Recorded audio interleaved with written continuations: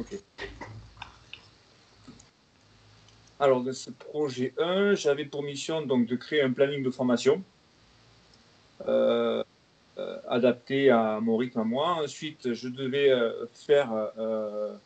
créer un outil de veille technologique lié donc, à la formation. Et ensuite, trouver une offre d'emploi qui correspond à mes attentes. Dans le cadre du planning de formation, donc, particulière, c'est-à-dire que pour l'instant, je suis sous traitement, chimiothérapie dans le cadre d'un cancer, et du coup, c'est ce qui m'a motivé à faire ma formation, parce que j'ai quand même beaucoup de temps où je suis à la maison, cette formation en ligne. Et du coup, le planning, je l'ai donc articulé au début en fonction de mes séances de chimiothérapie, qui durent jusqu'à fin février. Et ensuite, concernant les dates choisies et les périodes choisies, les longueurs des périodes, notamment pour le projet 3, 4, 5, 6 et 7, où c'est que je m'octroie chaque fois plus de 3 semaines pour les faire, c'est qu'en effet, ces projets semblent nécessiter plus de travail que les projets 1 et 2, par exemple, notamment sur des notions que je vais redécouvrir. Quand dans mon cursus personnel, j'ai déjà donc occupé la fonction de technicien informatique sans avoir la certification, mais il y a de ça une dizaine d'années. Donc, c'était sur des outils de type Windows Server 2003, Windows XP, ce genre de choses. Donc là, j'ai quand même beaucoup de choses, même si au niveau réseau, ça n'a pas trop évolué plus que ça. Par contre, en termes de système et d'outils, c'est plus la même chose. Donc, je m'octroie pour ça, dans le planning de formation, de large temps pour bien réaliser les projets à partir du projet 3. Ensuite, on me a demandé dans ce premier projet, dans le cadre de la formation IT, un lien ou une capture d'écran de notre outil de veille. Alors, moi, j'ai utilisé comme conseiller dans la formation donc, l'outil qui s'appelle donc Pocket, qui permet de mettre en favori des liens vers des sources d'actualité liées donc à mon domaine de technicien informatique. Alors, notamment, moi, j'ai choisi un influenceur qui s'appelle TechNew and Test, qui est assez dynamique. Ensuite, je suis abonné aux news de chez Corben.info. Après, de manière plus générale, je connais les news Google sur le type techno-informatique et spécifiquement même technicien informatique. Et ensuite, pareil, sur des sources plus générales comme Flipboard, je regarde toutes les sources qui sont d'origine nouvelles technologies, informatiques, et ainsi de suite. Donc ça, pour la présentation du projet, j'ai fait une capture d'écran de mon outil Pocket où c'est que j'ai donc ma liste de mes favoris en lien direct sur ces sources d'informations.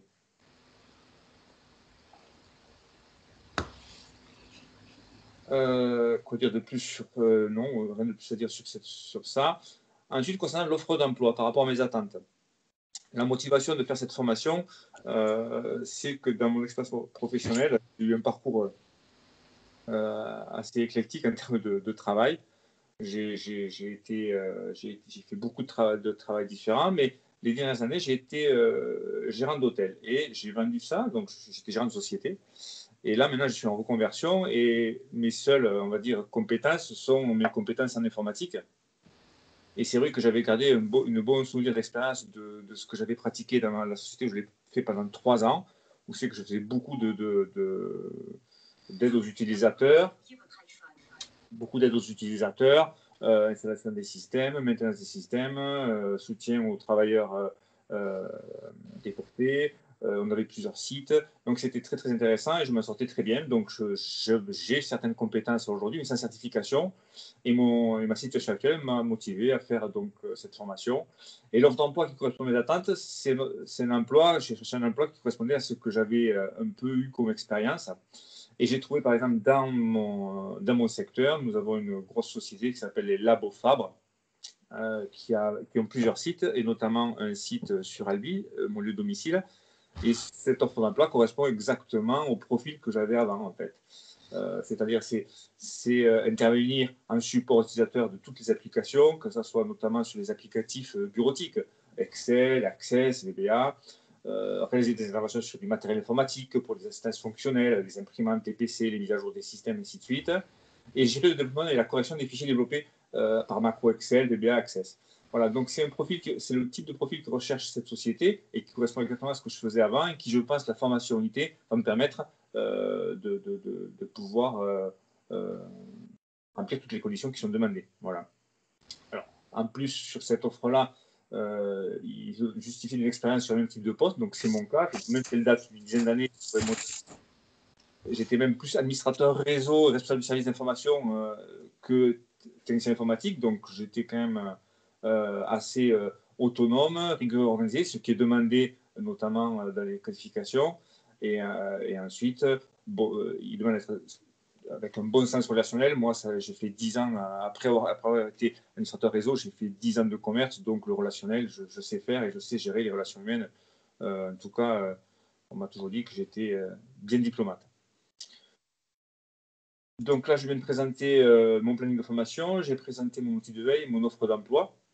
Je ne sais pas combien de temps j'ai duré, mais après, donc si Benjamin, tu as des questions, ça peut se faire. Ah oui, effectivement, quand j'ai remarqué que tu as quand même un beau parcours, tu as bien présenté ta soutenance. Ouais. Tu as parlé de beaucoup de choses, tu as répondu à beaucoup de questions que j'avais. Ce qui est bien, c'est ben voilà, tu as une expérience déjà effectivement au niveau informatique. Je pense que avant de te lancer dans la formation, tu as dû voir un petit peu l'évolution des outils par rapport à ce que tu avais toi avant. Donc je pense que tu dois déjà t'attendre un petit peu à un peu un renouveau et une facilité sur certaines fonctionnalités.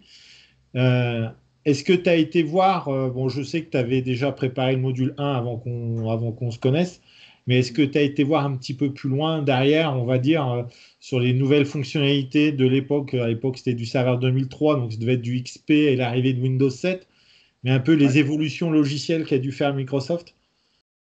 Alors évidemment, puisque suite à cet emploi que j'ai eu, j'ai été ensuite donc gérant de société, mais j'ai toujours été passionné par l'informatique, donc j'ai toujours suivi l'évolution. Alors pas la partie serveur en effet, car mon infrastructure commerciale ne nécessitait pas d'avoir des fonctionnalités serveur, mais par contre sur tous les systèmes d'exploitation Windows jusqu'à Windows 10 d'aujourd'hui, j'ai toujours suivi l'évolution des produits et des logiciels Microsoft.